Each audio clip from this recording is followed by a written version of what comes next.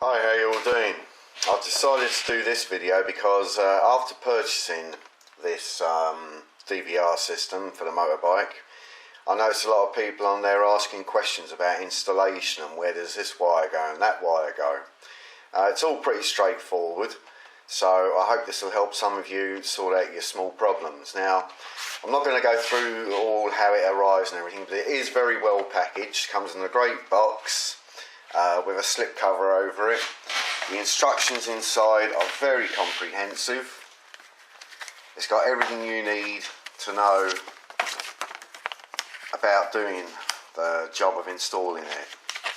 Obviously one side is Chinese, but the other side is English. The quick installation guide. And it is comprehensive, very straightforward to fit it in. But I'm just going to show you how I fitted it on my bike and take it from there yourselves. So the quick installation guide is all you need. The lovely little booklet tells you all the information about the settings and how to adjust them for time, video quality, etc. You can go through that yourself. Now, they send you a little free gift, which is this. It's a card reader, SD card reader, which I don't have one of these, so that was quite appreciated. You just stick your little SD card, memory card in there and plug it into your USB port and read away or write away or delete, whatever you want to do. But handy little tool, and that comes free. Inside there you do have a little lens cloth for cleaning it, a few other little bits and pieces I've got left there. Initially, for when you want to test the system, they give you a USB lead which simply plugs into the red side of the DVR system. As you can see, there's two yellow, one black and one red, and you simply plug that into the red portion, plug your two cameras in, connect the USB up to your USB port on your laptop, and the system will work. And it's just basically for testing it before you go and install it all, to make sure everything is working, which I did, and everything was. Now, I bought the system with the wired controller and the 32GB card, and you'll see on the photo that I've included how much it all came to from AliExpress. Right, so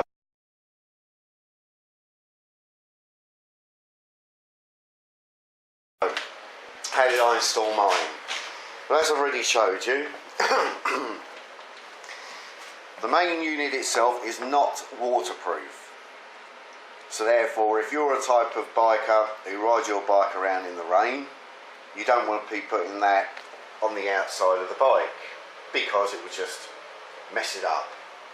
So I've located mine under the seat. They give you a nice little bracket. I'll put my light on here so you can see it all a bit better. But they give you a nice little bracket, which is double-sided tape, and there's also two little screw holes. They supply the screws as well, but the double-sided tape is fine enough. So you really want to put this under the seat if you're riding in the wet. Well, there's no point to have it outside anyway. It's simply a recorder box for your system. As I say, it comes with the two yellow cables, or yellow ends on them. They're for your cameras, front and back. Doesn't matter which one you put them on. The red one is for your power supply, and the black one is for the wired controller. The GPS module goes into the side of the unit itself, if you get that. I didn't go for the GPS module. The power unit, I've located mine right there. Double-sided tape, and that just has one end which goes to the red, and the other is simply a black and a red wire. The red one I've connected to the brown wire on the output of my fuse box. I've soldered it on, just put a bit of tape over it, but it's all well connected. And the black one at the moment, I just have it simply connected to the negative side of my battery. I've got it on charge, my battery, because I don't use my bike in the wet. I'm just a pleasure rider. I've done all my years of riding around the wet and I don't do that anymore. I have my bike for pleasure and I take it out on dry days. That is a new battery, but when you're doing electrical work like this, you want to keep your battery topped up. So that's all the connections are. On the power module itself is a black and a red going to the black to the negative. I chose to put it onto the battery because I wanted a clean earth. You can choose any earth. The red, as I say, it wants to come from the power out when the ignition switch is on. You don't want a constant feed going to it because it switches itself on and off, the unit. It comes on when you power on with your ignition and it goes off when you switch your ignition off. So it has to be a switched positive. So that's all there is on the wiring of that. Now, location. I put my rear camera on the back here.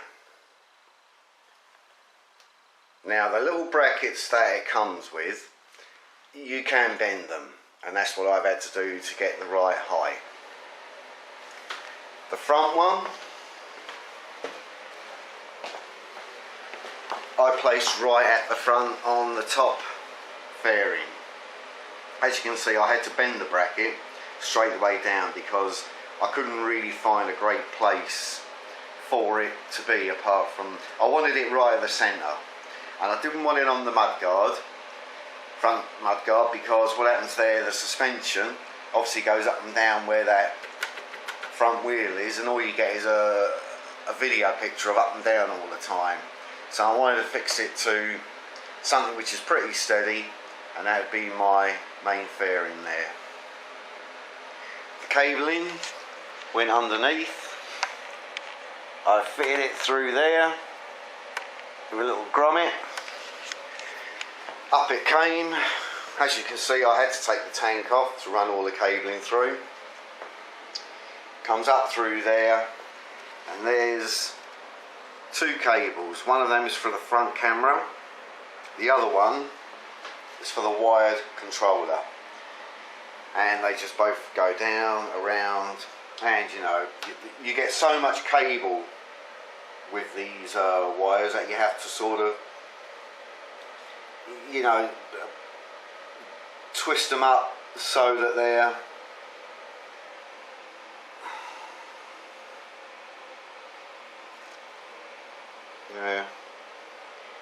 you get a lot of cable with them. Make sure that where your connections are there, they're straight for at least 10 centimetre, or was it 4 centimetre, about 4 inches anyway. You don't want to start kinking those ones up. And really that's all there is to it. Now the wired controller, what does it do? Well, when you're riding along and the system is all functioning, if you see something that you would have liked to capture on video, because don't forget these systems, they overwrite. So if you're going out on your bike for about 4 hours or something, it's just going to write over the existing files.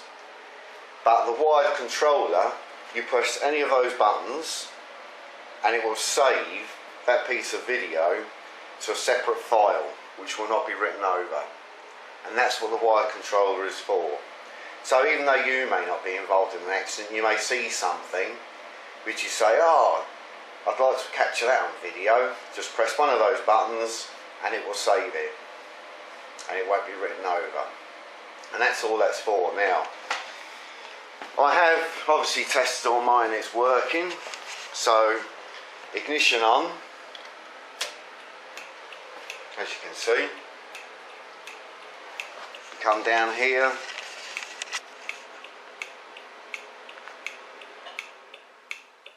and there's the video. My camera at the front needs a slight rotation, which I will do now. So there you can see the video at the front, because you can change this for viewing front and rear or both, split screen.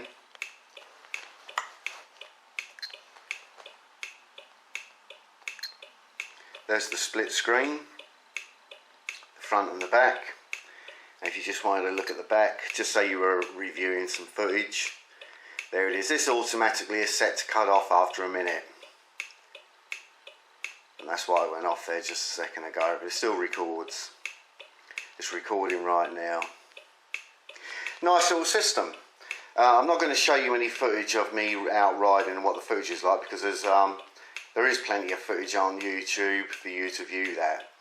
But it's a great system if you want to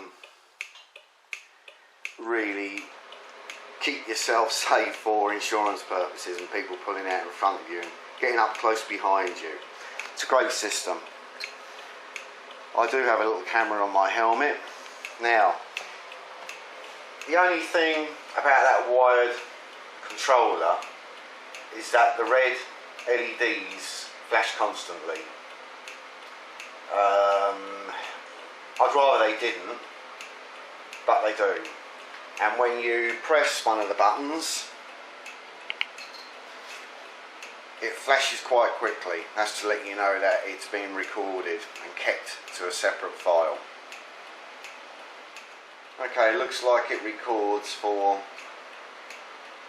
about 15-20 seconds those lights flash, so I suppose it's just to let you know that it's kept that file. You'd have to go back and review to see what it's actually kept. But as soon as you power off your system, it will run, and it says auto cut off or auto off in 25 seconds. I believe you can adjust that as well to go off in 1, 3 or 5 minutes. But that's it. I mean, you can switch it off with the little button on the side.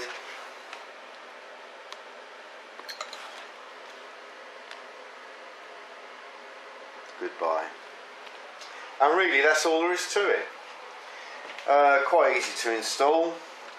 Certainly looks a nice little system, and I'm quite happy with it. As I say, all it requires is for you to work out all your routing of your cables. And there you go, nice short little video for you, and it should let you see how everything is installed. Thank you. Bye bye.